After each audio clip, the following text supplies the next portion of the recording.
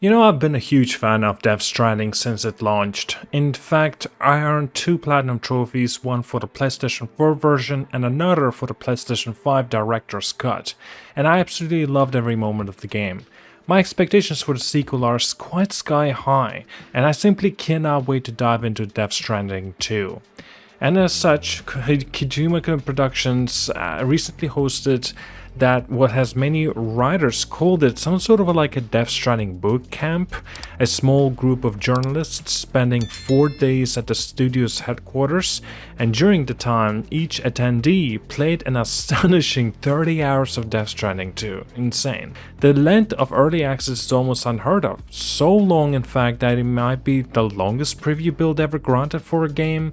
Now if too much preview time is ever possible, you know, Hideo Kojima seems determined to reach it. He's always tries things out to the extent that it's very out of the ordinary. And you know what? I respect that. And despite all the playtime, no one was allowed to record their own clips, and instead everyone's previews rely on the same 5 about to 10 minutes of Sony supplied footage. And so far all we have to form our impressions are these shared clips plus the write-ups and videos from the bootcamp attendees. Still, even from the limited footage, a number of clear themes did stand out, and I wanted to go through them. Now, as you may have already noticed, I'm a little bit late to this conversation. It's due to that I actually was away for almost a week, 4 days specifically. I've been in Tunis, that's like in north of Africa, so I had my videos scheduled for the time while I was away, and I missed out on this big news because I definitely want to touch on this. So almost every previewer mentioned Metal Gear word, right? There's just been a mention regarding this. Just basically, it's what is going on in the Death Stranding 2. And that's actually because Death Stranding 2 seems to add a lot more stealth and combat than the first game. And this time you'll be finding kind of these bandit camps all over the map. Many missions send Sam in to infiltrate them, these sorts of camps, rather than simply racing past them as you did in the first Death Stranding. You know, actually there was an extra mention that there was a reason not to explore these bandit camps, and instead in this sequel that at least I've heard about it, well, it actually encourages you to face them, but it really is up to you to decide the decision of which way you want to go about it. Go stealthy, go loud, like mentioned, it's all up to you. And also what makes things interesting is the way you'll be facing mules, right? These bandit camps, these enemies. And those old cargo detecting tripwires appear to be gone. Anytime when you're approached in the vicinity of these camps, there will be a tripwire, right? And the enemies will know of your precise location, unless of course if you counteract that. And instead, each camp in Death Stranding 2 now has at least kind of like works more of a base in Metal Gear Solid 5. And now you can just scout from the distance, approach from any sort of angles, and choose either aggressive or, like mentioned, sneakier tactics. And actually, new things that have been mentioned regarding of the new gadgets is a little slow kind of stop motion puppet that rides on Sam's hip.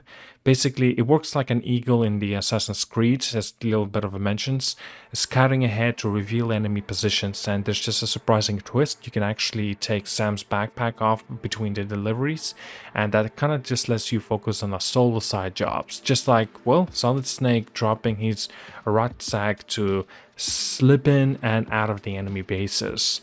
An extra tidbit of information regarding it, what makes it kind of interesting. If you played the first game, you know about the weather tower, I believe that's the name of it. Now they're making a return in Death Stranding 2, but this time you can actually use these towers for scouting out ahead. So you can build one nearby these bandit camps and use it, spot enemies, and that can be a major advantage for you. Because initially they were kind of useless, at least in Death Stranding 1, those towers that lets you seeing from the distance. I believe they're not actually called weather towers, I believe they're just called towers.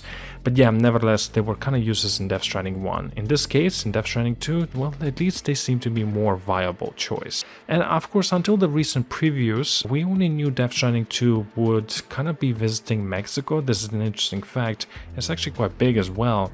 And now that we learned that most of the game takes place in Australia, from what we have also seen, Kojima's Australia feels more like a stylized game world than, of course, the real geography. And for an example, you might spot a snowy mountain right in the middle of the dry red landscape, which makes kind of interesting how does that even work, but nevertheless we are talking about a game. And so far we know that the sequel has at least 2 big maps, one of course set in Mexico and another in Australia. There could be a third map, presumably, but no previews have shown it yet, and at least has not been mentioned either. Kojima's world building seems less tied to real countries and more focused on striking visuals and varied of environments. Now, in the first Death Stranding, some of the most tense moments came from Sam crept past kind of like invisible BTs while holding his breath. Now, often you weren't sure if they were too close or if you need to be kind of frozen and listen for the movement. You know, the sense of terror made each crossing feel dramatic, but it also kind of got a little bit frustrating, and in fact a lot of people just completely ignore them and just ran past by them. In Death Stranding 2 appears to be toned, just at least it's to some extent toned down. The BTs doesn't seem to be, well, invisible. In all the footages that they kind of like tinted blue, making them easier to see from a distance, and multiple writers noted this change, saying it could take some of the fear out of the BT encounters. And on the plus side though, you can also get a new blood boomerang weapon. Perhaps this is kind of like a nod to an Australian rugged wildlife. It's an interesting fact. Now, many previews praised the sequel more urgent pacing. Now, in the first game, if you guys know it, the best features like vehicles and road building only unlocked after you reach the second big map. Some players found the opening hours just too damn slow, even if they enjoyed the quiet build-up. And in Death Stranding 2, you dive into delivering work and open world tools far sooner. Now, there's been a report that after completing the first delivery mission within about 20 minutes of gameplay, from there the sequel moves quickly into the sandbox features that fans love. And man, that's gonna be exciting. And also, beyond more of those stealths and faster pacing, previewers highlighted a long list of both new tools and returning favorites, such as the camouflage gear. Just basically Sam can now wear outfits that help him blend into different terrains, boosting his stealth. Skill tree, a new progression system, lets you improve Sam's strength, speed, stealth, and other abilities over the time.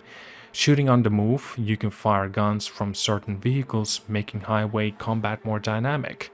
Customizable trucks, big rigs can be fitted with attachments like scoping arm that grabs stray cargo or an auto turret to fend off the bandits. I really like these features. There's also a day-night cycle. Yeah, time passes in the world, bringing different challenges and lighting conditions. And there's a little extra mention, an otter hat, I believe that's how you pronounce it. It's just basically a beloved hat that lets Sam float down the river in peace and back, so you can drift along the water without a worry. If you know it, you know it. Mega ladders, 2 ladders can be linked together to reach higher ledges, opening new routes throughout the terrain. I love this feature. Roads, ziplines, and monorails. In addition to the returning of the roads and ziplines, now you can build a monorail rails. Wow. These carry materials, and Sam himself in fact, from the mines to facilities, creating a durable network across large distances. It's basically a train, a very long expressway train, and you go through whole map, whole distances, and carrying all the material and things that you just pretty much cannot carry yourself or even in a truck. There's also an in-game glossary, basically a new feature which basically lets you point at almost anything in the world and read a short description. This kind of replaces the old system of long emails in Sam's inbox and helps you learn about tools, creatures, and the kind of technology without skipping the gameplay. You know, from the shared footage and early hands-on articles, Death Stranding 2 looks like a bolder, more flexible sequel. It keeps the core of delivering packages across a strange post-apocalyptic world, but it layers on a deeper stealth, more combat options, and a richer mix of tools. The shift to Australia is the prime setting brings fresh scenery, while the faster pace means you'll get to the fun part sooner. Better BT visibility and scouting gadgets ease the tension for the newcomers, while die-hard fans can still find complex new challenges in bandit camps and monorail networks. All told, the preview's build suggests Kojima's Productions has taken the lessons of the first game, both its triumphs and its missteps, and shaped the experience that's leaner, more varied, and just as dreamlike as ever. Whether you're sneaking into the bandit stronghold, riding on a truck with a custom turret, or floating peacefully down the river, Death Stranding 2 looks set to push the envelope of what an open world adventure can feel like, and coming sooner rather than later, in June, oh man, I personally cannot wait. Thank you so much for watching, like and subscribe, I'll see you guys all, and have a wonderful day.